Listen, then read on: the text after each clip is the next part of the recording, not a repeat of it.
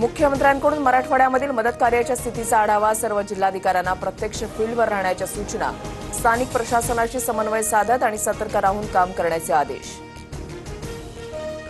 मराठवाड्यासह सोलापूर, धाराशिव, सातारा, नाशिक जिल्ह्याला अतिवृष्टीचा तडाखा. शेतकऱ्यांचं उभं पीक पाण्यात, लाखोंचं नुकसान. तातडीनं मदत द्या, शेतकऱ्यांनी टाहू फोडला.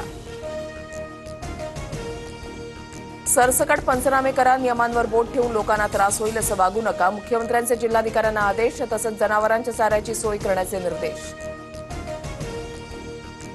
सरकारनं आपत्ती निवारणाची काही महत्त्वपूर्ण कामं तातडीनं हाती घ्यावीत. पंचनामा प्रक्रियेसाठी ठराविक मुदतीचे बंधन नको. पूरग्रस्तांना मानसिक आणि सामाजिक आधार द्या.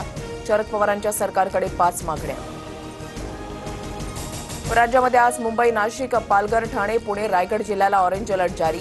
तर नंदुरबार, धुळे, छत्रपती संभाजीनगर, अहिल्यानगर, सातारा, रत्नागिरी, कोल्हापूर, सिंधुदुर्गमध्ये येलो अलर्ट.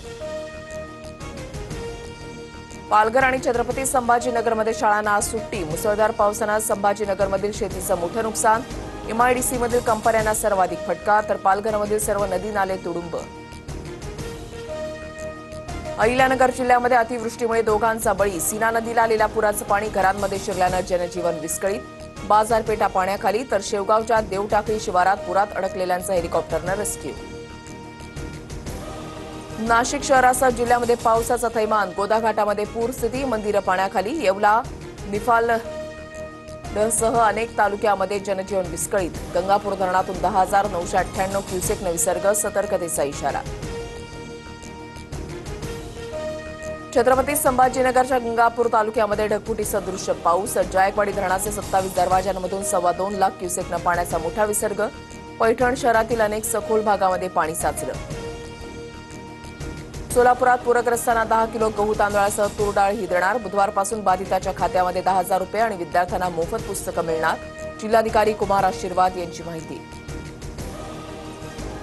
अतिवृष्टीमुळे संकटात सापडलेल्या बळीराजाच्या मदतीसाठी देवस्थानांचा हातभार. साई संस्थानकडून मुख्यमंत्री सहायता निधीसाठी 1 कोटींची मदत. तर संत गजानन महाराज संस्थानकडून 1 कोटी 11 लाख रुपयांचा धनादेश.